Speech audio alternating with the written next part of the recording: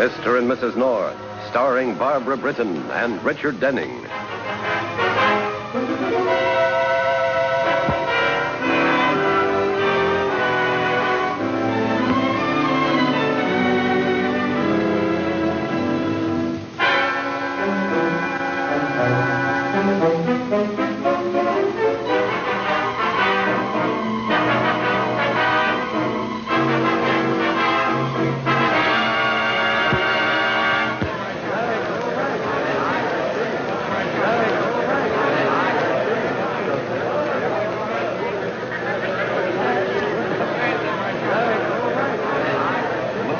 There's been a change in the jockey list. Perino's riding number 6. Well, that's our horse, Never Say Die. I wonder why Eddie isn't riding it. Isn't that weird? Probably afraid to risk it with that pedigree. What are the odds? 8 to 5. Is that good or bad? Well, it depends on whether you win or lose. Well, I mean, I never can understand those stupid fractions. Does it mean I have to put up $8 to win 5 or $5 to win 8? Yes. What do you mean, yes? A 5 to win 8. But I only want to put up 2. Well, you can. Well, I wish they'd say so. For heaven's sakes, Pam, don't dither about higher mathematics. And they're off. Batting the grandstand for the first time, Yankee Boy the lead. Matthew Porter is still Yankee Boy by 1. Note now second. Roger Roy is third on the rail. In the backstretch with Yankee Boy in front, pushing the lead by a length and a half. Note coming up on the outside. Never Say Die is bringing up the rear. Turning for home is Yankee Boy and Note by a length and a half. This is the stretch. It's Note and Harrop. It's that trying finish. It's number 2. Harrop wins by a length. Oh, for Pete's sake, Pam, why risk losing your voice on number 2? Never Say Die was number 6. He was last, won the booby prize. Oh, I didn't bet on Never Say Die. You didn't? Well, we did, and you said you would, too. Well, I had my mind changed for me. I went up to the window and said 2, please, meaning $2. Well, the man gave me a ticket on number 2. It just shot up like a little jack-in-the-box before I had a chance to stop him. So I said to myself, wouldn't it be awful if number 2 should win and I'd handed it back? So I went to the $5 window and bought a $5 ticket on number 2 as well. I thought it was kind of a sign. You mean to say you had $7 riding on that horse? Mm-hmm. You'll pay about 30 to 1. Oh, I give up. Positively Will immoral. the owner of the car with the New York license number NN11-39 please go to the car park immediately. Smoke is pouring from the inside of your car. Gee, I hope it's official, Pam. That would be terrible if anything... Pam, that's our car. Holy smoke. Well, I'd call it anything but holy. We better hurry up and get down there. It's a tragedy. I've got a chicken in the backseat. It'll be roasted. Oh, excuse me. I'm the owner. I'm afraid we had to spring this to get the door open. Oh, thank goodness you did. Is there much damage? No, sir, the car was full of smoke, but the upholstery isn't burned.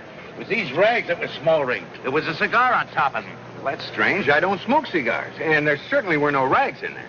What's happened to my groceries? Oh, for heaven's sakes, Pam, have a sense of proportion. Did you leave the window open? Yes, so the butter wouldn't melt. That's hard about one to set the thing on fire for the fun of it. It happens often. Oh, but why did they have to pick my brand new car? I just got it the day before yesterday. Oh, the seat's filthy. Look at all those bits of burnt rags. Oh, there's a brush in the trunk. I'll get it.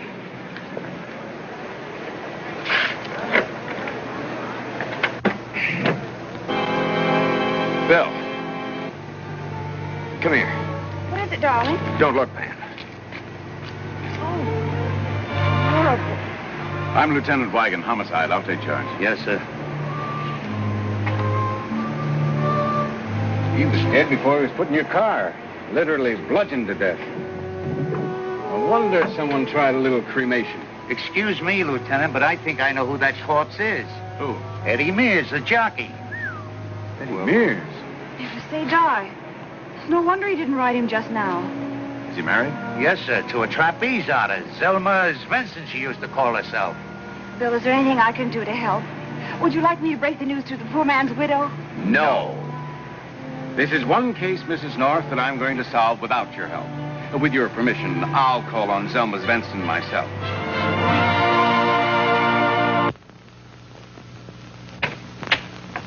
Yes? Mrs. Mears? Who are you? Lieutenant Wagon, homicide. I'd like to have a talk with you. Oh, well, then you'd better come in. Thank you. Good evening. I'm Hiram K. Jones. Of the Circle Y Ranch, Aransas, Texas. Yes, I've heard of you. Eddie's ridden some of your horses, hasn't he? And you're a friend of Mrs. Mears? Well, obviously, he wouldn't be here if he wasn't. Did Eddie send you here to spy on us, Lieutenant? Was there any reason he should have? However, he didn't. Eddie won't be sending anybody anywhere, Mr. Jones. And I'm afraid he won't be riding for you again. I don't get you. Something's happened to Eddie. Lieutenant, Eddie's dead. Is that what you're telling us? I'm afraid so.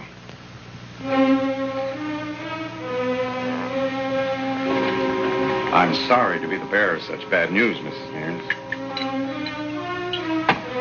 What happened? An accident on the track? No, he was murdered. What? Murdered? He was found in the back of the car of some friends of mine. He was hit on the head with a heavy object. Who did it? Well, that's what I'm trying to find out, and I hope Mrs. Mears will be able to help me. Are you able to answer a few questions, Mrs. Mears? What do you want to know? Well, certain things are merely routine. Now, when did you last see Eddie? At dinner here last night. What'd you talk about? Why do you hesitate? Tell him the truth, Zell. We'll find out anyway.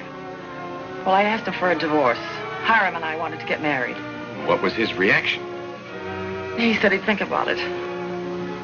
What happened after dinner? Did he go out? No. I did. He said he had a business appointment and he wanted the apartment for himself. Did he say who the appointment was with? No. Where'd you go? To a movie. Meet any friends? No.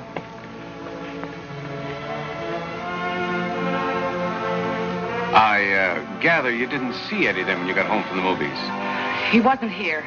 He didn't sleep here last night. Oh, didn't you think that strange? When he had an early morning gallop, a trial, he often stayed at the athletic club, so as not to wake me when he got up.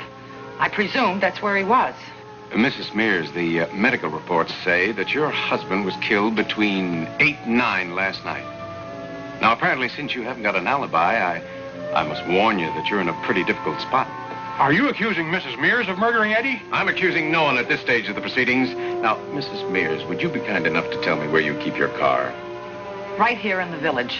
St. Anne's Garage.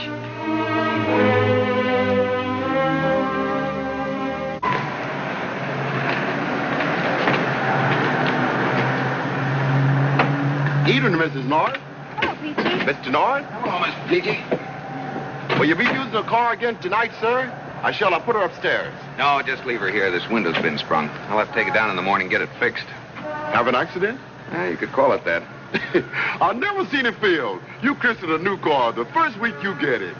Whose car is that, Peachy? It looks exactly like ours. Eddie Mears, the jockey. I wouldn't have given you that tip on Never Sit Die if I knew Eddie wasn't going to ride, because the jockey makes a mighty big difference. Wonder why he didn't ride. I wished I knew. It cost me a plenty. Is Mr. Potter still here? Right in the office, sir. Thanks.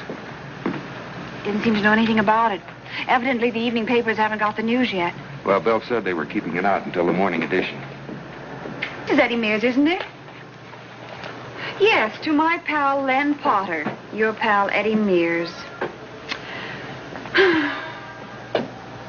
Oh, don't tell me Eddie was bumped off. It's terrible. Poor Eddie. It's a wicked shame, the blackguards. We think it was done here in your garage, Mr. Potter. Probably sometime during the night. Listen here, Mr. North. There's been no murders committed on my premises. What time do they say the poor boy was killed? Between 8 and 9 p.m.? What'd I tell you? I was here doing my accounts. I let the night man go out for a snack at that time. You think I wouldn't have heard something if Eddie was getting himself beaten up and bumped off? Yes, I suppose you would. But you can't get away from the fact that somebody did put Eddie's body in our car, on your premises, probably by mistake. Oh, you're crazy. Why should anyone make such a mistake? We can't imagine, except that we just noticed our new car is the same model as Eddie's. You remember we told you last week we were turning in our car for a new one. Oh, yeah, I guess you did. I haven't had time to look at the car yet. I've been busy with my second-hand car business. Sideline I run, you know. Mr. Northsey, you may have a point when you say it was a mistake. There is one person I know who wouldn't mind seeing Eddie out of the way. Oh, who's that? That Swedish Amazon he's married to. She's no good. I often see her come in for a car with her latest boyfriend. She's found herself a sucker her own size.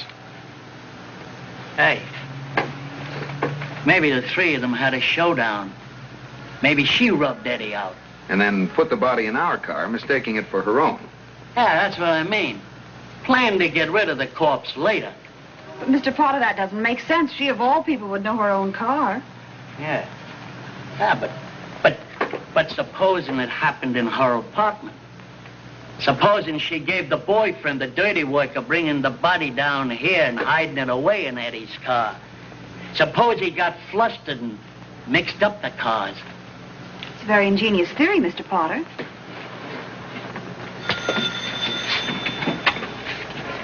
Len speaking. Listen, you bungling punk. How did that stiff get in the back end of the car? Who do you think you are, Houdini? Shut up, will you, Hunch? I tell you, I can't discuss it with you now. I got a couple of customers in the office. Listen, you keep your mouth shut about what you know about me. I got an alibi for last night. Have you?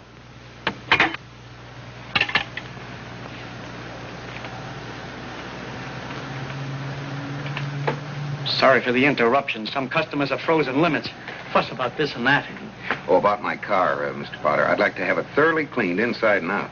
The police really messed it up this afternoon going over it for fingerprints. Yeah, they got no respect for other people's property. We'll want a new mat.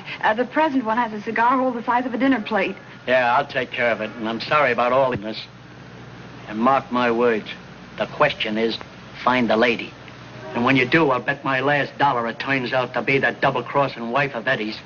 Do you bet, Mr. Potter? On the horses, I mean. Yeah, I take an occasional flutter. In a small way. I expect Eddie Mears used to give you a lot of good tips. You know, today when I went up to the tote window... Oh, come on, Pam. Mr. Potter doesn't want to hear the history of your gambling mistakes. Probably has plenty of his own. Good night.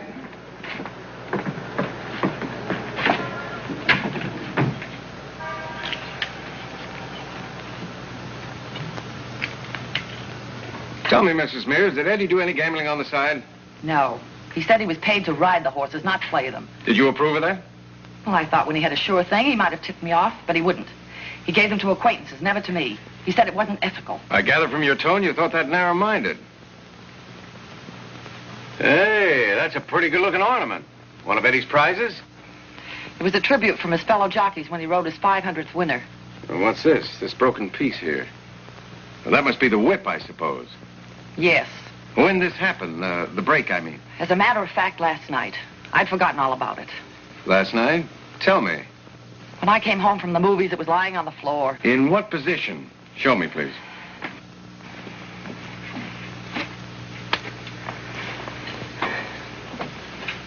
Just like that, huh? Mm-hmm.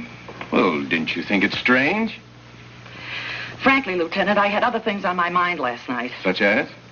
What I told you, my divorce. Oh. All right, you can pick it up now.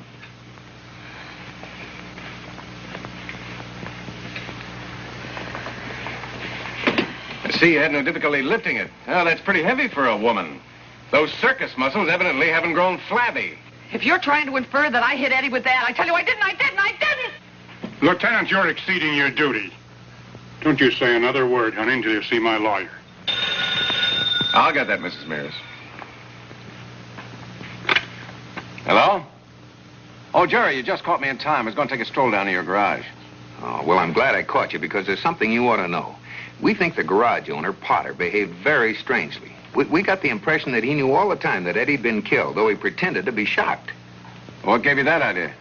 Well, he said he was in the garage last night between 8 and 9, and that if Eddie had been beaten up and bumped off, he'd have heard the row. Well, we never told him how Eddie'd been killed, so how did he happen to mention the right method? Why didn't he say shot or stabbed? Well, just probably a figure of speech. Anything else? Yes. While we were there, somebody telephoned him. Now, Pam has the idea it was probably a bookmaker because he said, "Shut up, hunch. I can't talk to you now." Well, Pam says anybody with a nickname like that is obviously a bookmaker. You know, because they have hunches on the horses. Pam's hunch about hunch is right. One of the biggest bookmaking operations in the East is controlled by a character named Hunch Conley. I'll see you later, Jerry. One more thing, Mrs. Mears. How was Eddie mixed up with Hunch Conley? He wasn't. He told me Connolly tried several times to get him to pull horses, but Eddie positively refused. Was he Eddie's mysterious visitor last night? If he was, Eddie didn't tell me. All right, Mrs. Mears. Just don't try to leave town until you hear from me. I thought you said everything was all set with Eddie. That he was going to accept the situation like a reasonable human being. You don't know Eddie. He said if there was any divorcing to be done, he'd do it. Said he'd name you, too. That ain't so good. Some of the boys are figuring out how to run for Congress next year. I can't afford to get mixed up in any scandal right now. Why don't we fly to Mexico and get married right away? You heard what the man said about leaving town. Look here, Zelma. You sure you didn't have anything to do with getting rid of Eddie? Suppose I did. Would you stick by me or just run for Congress? Come on, get busy with that smoked chicken. Hope it hasn't spoiled sitting in the car most of the day. Well, now, what in the world do I do with the groceries? Oh, my stars, I don't remember bringing them home. I didn't. I left them in the car. Oh, Pam, you're the darndest. Yes, Jerry? Delicious, delectable darling. Thanks, dear, for the alliteration. Run on down to the garage and get them for me, will you? Oh, no. You just trot down on your little high heels and get them yourself. I'm going to read my evening paper. Well, skip the racing news, dear. You already know what it cost you.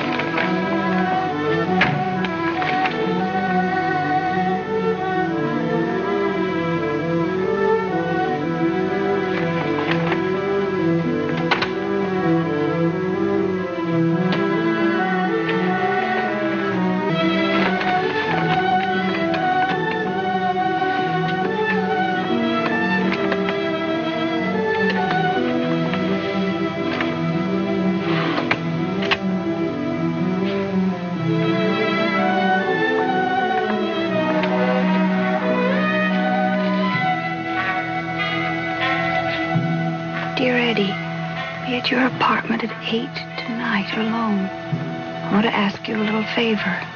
Hunch.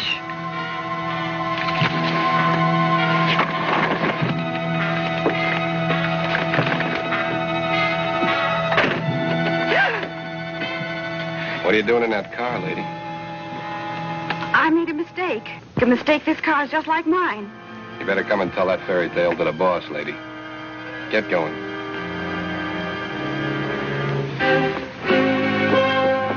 But the two cars were exactly alike. But they have different numbers, don't they? Now get this. This is a story you're going to tell the cops in case they start asking a lot of questions. You don't know my horse room. You don't know my other office. You don't even know me. You never laid a bet on a horse in your life. You... Come in. Well, what now? This is Mrs. North. She's the owner of the other car. I caught her nosing around inside Eddie's car. What were you looking for, Mrs. North? I don't know what right you have to question me. Who are you? We'll cut out the formal introductions. Just answer the question. Mr. Potter, I'm very, very cross. Your friends have very bad manners. Will you please tell this rude, ugly man to stop pointing his silly revolver at me? Listen, you bail ahead. Shut up, Torpedo. Lady has a right to her opinion of your map. And put the toy away. I don't think she's going to be difficult. Now, Mrs. North, just answer the question. What were you doing in Eddie's car? You better tell her, Mrs. North. Well, I don't mind telling you. I know you. This is just a lot of nonsense. I left my groceries in the car. I came back to get them. I just got in the wrong car, that's all. The Wren's lying. Wren? She got into her own car before she got into Eddie's. Okay. You go outside and keep watching. Now, what were you looking for, Mrs. North? Nothing. I just wanted to see if Eddie's car had the same upholstery as ours. I don't believe you, Mrs. North. Why are you so interested in what I did? Hunch? Hunch? How do you know my name? I'm psychic. I read tea leaves and things. But I don't drink tea, so there are no tea leaves here. Oh, but you're wrong again, Mr. Hunch. I have some in this bag of groceries. Oh? Well, what else do they tell you about me besides my name? The future and past of you two men. Yes, I see your future as clear as glass. Well, tell us. The two of you killed Eddie Mears, and you'll go to the chair for it. I didn't kill him, Mrs. North. I didn't have anything to do with the murder. It was Hunch here. Oh, sit down. You don't have to tell me, Mr. Potter. I see it all in my crystal ball. Hunch paid Eddie a call last night. 8 o'clock, wasn't it? He wanted him to pull a horse. He refused. They had an argument, and Eddie threatened to tell about the fix. Isn't that what it's called? Go on. You got quite an imagination. Oh, it isn't my imagination. There's a voice whispering in my ear. It tells me you were faced with every murderer's problem. Yeah, what was that? What to do with the body. Well, then, what do we do about voices talking to ladies like that? We give them a case of laryngitis. Bad laryngitis. You sound as though you're threatening me, Mr. Hunch. The voices are right again. Not that I believe in them, but you've got a hold of something. Something you're not going to broadcast. Because it's the truth? If you're considering shoving me in the trunk of some car to silence me, you'll never get away with it. My husband knows that I came down here to get the groceries. If anything happens to me, they'd arrest Mr. Potter at least. He's so green and scared he'd give the whole thing away. They'd beat the truth out of him. She's right, Hunch. You're not going to involve me in a second murder. It was bad enough trying to make me frame Zelma Mears by bringing the body here and putting it in Eddie's car. I know it was a crazy scheme. My, what targeted people. I think you belong to each other. I'll see what I can do about it. Torpedo, coming in. Start the car. We're taking these two characters for a little holiday on my farm in the Catskills. Give me your gun. Mrs. North, ladies first. You too, Potter.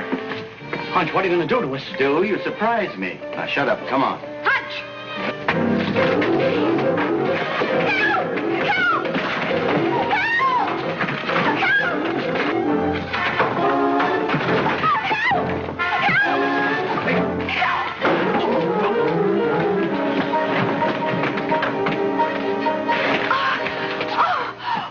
This is a fine welcome. What's going on here? Oh, I'm sorry about the wild pitch. But don't worry, Bat. I've got everything in the bag. Literally. Hunch tried to get Eddie to throw a horse, and he almost told the authorities, and Hunch almost admitted as much to himself. I got the proof right here. He was in his apartment last night. I found it in Eddie's car. I know the whole story. Mr. Potter isn't to blame. He didn't do the murder. Well, look, Pam, now, wait a minute, please. I can't follow a word. Now, look, we'll get the whole thing down at the right time in the right place. Hunch, did you knock over Eddie's racing trophy last night by accident or on purpose? You read tea leaves, too? Take 'em, boys. You see, Hunch, I was right. I could tell your future. I'm sorry, lady. I just didn't recognize your turban. Oh, Pam! Pam! Pam! Oh, there you are, darling. I got worried you were taking so long. Well, Bill arrived nearly late as usual. Hi, Bill. I was going for a long holiday in the Catskills. Huh? What? Why? I don't know, because of a run, I guess. Darling, what have they done to you? Pam, you're delirious. Sometimes it pays to be a little delirious. What's the matter with you? You're all covered with blood. Not blood, it's tomatoes. I don't get it. I'm lost. Can't somebody please tell me what's been happening? No, but I'm going to tell you what's going to happen. I'm taking Pam down to the station and booking her. On what charges? Hitting an officer with a spoiled vegetable in the act of him carrying out his duty. Now, will you come quietly, Mrs. North?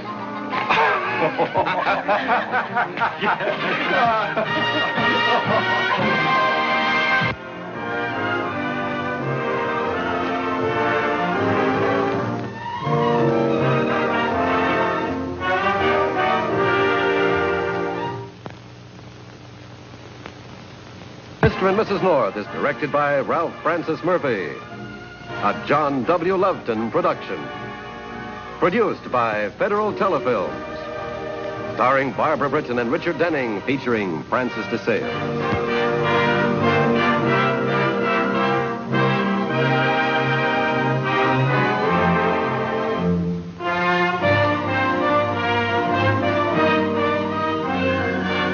been a film presentation.